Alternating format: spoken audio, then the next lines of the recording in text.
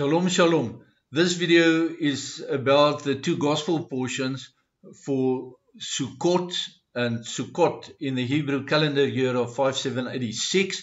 6 is the number of man, and we may just see the rise of the Antichrist in this year on the Hebrew calendar, but I'm speculating because this is human wisdom. And okay, let's not waste time. We'll jump right in. The two gospel portions. The first one I'm talking about briefly is from the Gospel according to Luke, chapter 2, verse 1 to 10. It's the history of Yeshua's birth, which was at Sukkot, on all probabilities on the first day of Sukkot, and not on Christmas Day. Christmas Day is a pagan day, and I explained it a little bit in the Torah portion. It's Saturnalis 25 December. If you trace things from John the Baptist's conception to his birth, to Yeshua's conception and birth, he was probably born on the first day of Sukkot. Prophetically, it also spiritually, it fits very well with the Bible message if that is the case, and then his circumcision would be on the 8th day of Sukkot. So we celebrate the birth of the Messiah Yeshua during Sukkot. Miriam was forced to give birth in a stable because there was no room at the inn, but because the people from all over had gathered in Jerusalem for a census, but also for the feast of Sukkot. In those days, you returned to your native home to be registered, and remember, Bethlehem was just 8 kilometers from Jerusalem. So if it's Sukkot, everybody moved to Jerusalem as well. Many pilgrims would attend Sukkot in Jerusalem. Without going into the calculation when John the Baptizer's father served his Abia duty in the temple, we'll consider just the spiritual significance of a Sukkot birth. If Miriam conceived on Chanukah, which is the feast of lights, then John 1, 6-9 makes perfect sense, because Chanukah is the festival of lights. John 1 said there was a man sent from God whose name was John. He came as a witness to testify to the light, so that all might believe through him. Himself was not the light. He came to testify to the light, the true light, which enlightens everyone who was coming into the world. And of course, this is the true light. It's not fake imitation light. The fake light in the world, the one who doesn't have his own light, only reflects fake light, he is called Lucifer, the light bearer. Not his own light, just a reflection, and all smoke and mirrors, not the true light in him. Now, if Miriam conceived on Kislev 25, that is on Chanukah, then Yeshua would have been born on the first day of Sukkot, the Feast of Tabernacles, approximately 280 days later.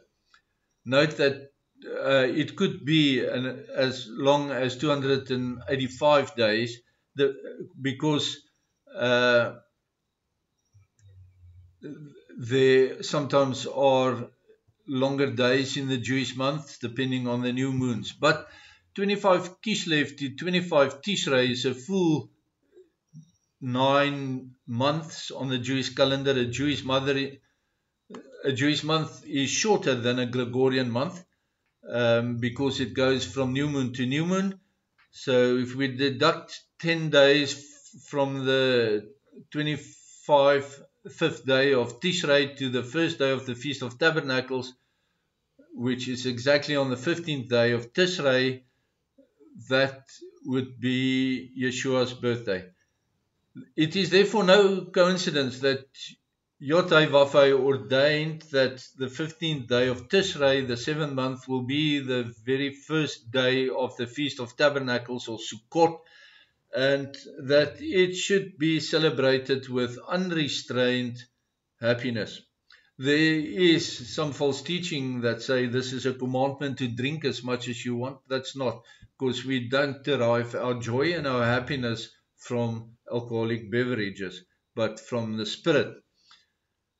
The scriptural clue that lends credence to this thought is found in John 1 verse 14, as mentioned earlier, which translated literally declares, and the word became flesh and tabernacled amongst us. Here we have a key which reveals to the alert eye that at the time at which the word was made flesh and tabernacled amongst men, that it was the Feast of Tabernacles. That's also from Isaiah 9 verse 2 and 3, the same. Verse 10 of Luke chapter 2 also gives us a clue about the time of birth by the angel who appeared to the shepherds and said, "Fear not, for behold, I bring to you good tidings of great joy, which shall to be all people." The good tidings and great joy links to Sukkot, the festival of joy. There's two clues in that. Sukkot is a festival of joy, and it's also known as the festival of the nations, because during Sukkot they sacrifice 70 bulls in the tabernacle, and in the temple that's one bull for each one of the 70 nations in the world. The angel was actually giving them a greeting that was for the festival of Sukkot. It's the only festival where the nations, and not only individuals, are positively encouraged to participate in. And you can read that in our prophet's portion from Zechariah 14 in verse 16 to 19. Let's quickly look at the second gospel portion. That's from the Gospel of John chapter 7. And it is verse 1 to 10. But I want to encourage you to read up to the end of the chapter, verse 53. I'm not only going to talk about verse 1 to 10. Yeshua's brothers at this time did not believe in Yeshua yet. And we read that in John 7 verse 5. Remember that later on some of his brothers became disciples. But here they were not believing. And in this we identify the son of Joseph, Messiah, as Joseph's brothers also did not believe in him when he was a youngster full of dreams. So as we know, Yeshua knew back then, and it's written in John 7 verse 7, that the world hated him. And the world hated him because he saw that the world was evil, and he called it out.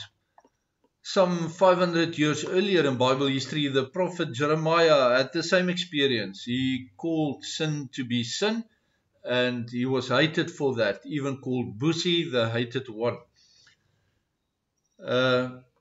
This is what Yeshua said to his brothers as an excuse not to go to Jerusalem for Sukkot. However, he was compelled to go because he adhered to Torah law. But because his time did not fully come yet, he went in secret on a shushu. But his arrival and his stay in Jerusalem did not remain secret. Everyone was looking for him and spoke about him, so that by the middle of the Sukkot feast, Yeshua started to teach in the temple. I read John 7 verse 14 years about halfway through the festival to mean not completely halfway yet, so that refers in my estimate to the third day of the Sukkot festival, which lasts for 7 plus 1 days. The third day is loaded with meaning, and because it was double blessed in the creation week. So it was a suitable day for Yeshua to step up and start his teaching in the temple on almost the halfway through the feast. The Greek text actually says mesu, which means in the middle of the 7 days. So after 3 days, maybe 3.5 days, and with the Hebrew day starting in the evening.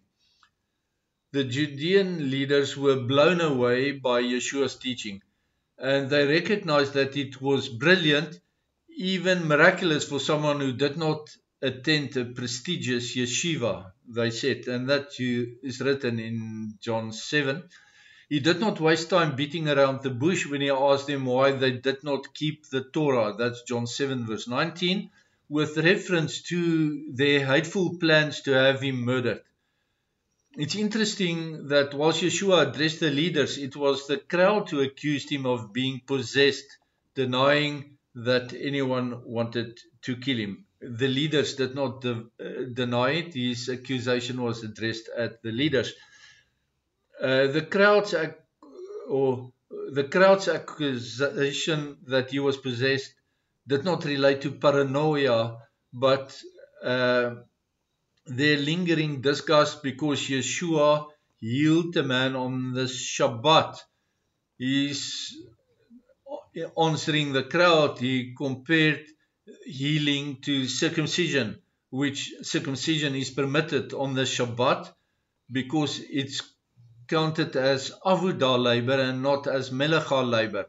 The Torah forbids only melacha labor on the Shabbat, and in English we do not distinguish between avodah and melacha. Melacha labor is in your own kingdom, your profession, and avodah work is labor of love that is allowed and permitted on Shabbat. Yeshua was saying, like you doing the Brit Milah, the circumcision on the Shabbat, because it's avodah labor, so you can do healing, which is also avodah, on the Shabbat. And his explanation frustrated the crowd, but Yeshua was right in this case. And in every other case, let me hasten to add. Yeshua entered another debate then related to where the Messiah would come from. The other parties clearly did not understand the prophets who wrote that the Messiah would come from Beit Lechem, the house of bread in the Ephrata region. That's in Micha 5 verse 2. Others were stuck on the B part, one whose origins were of old, from the days of eternity. They said, we know where you come from, you were born in Beit Lechem, but the Messiah's origins should be of old, from the days of eternity. And Yeshua explained this, but they did not grasp that he was Elohim Et, the Aleph Tav. That's the God who created heavens and earth in Genesis 1 verse 1. Even though Yeshua was there and the Pharisees had all wanted to arrest him, no one laid a hand on him because it was not yet the time for that. Their intent was impotent. Human plans were well laid, but it had not yet been given the mandate to proceed from heaven. So it remained futile and infertile. When our plans are aligned with Adonai's will, then those plans will be blessed and they will succeed. Excuse me. On the 8th day, Yeshua's loaded invitation to drink water from him, water that will multiply and bring life, were shouted out in the temple. This caused great consternation between the believers and the non-believers. And as it was then, so it is now. And with that, I'll conclude this brief video about the gospel portions related to Sukkot. I hope that it would encourage you to read those scriptures, Luke chapter 2 and John chapter 7, with intent, and read it critically and with an open mind and discernment. I pray that Adonai Eloheinu will bless you and keep you during the Sukkot. I pray that He will smile lovingly upon you and be gracious to you. He's already done so, and we celebrate that in Sukkot. I pray that He will provide for your every need and that He will give you shalom. Shalom, shalom.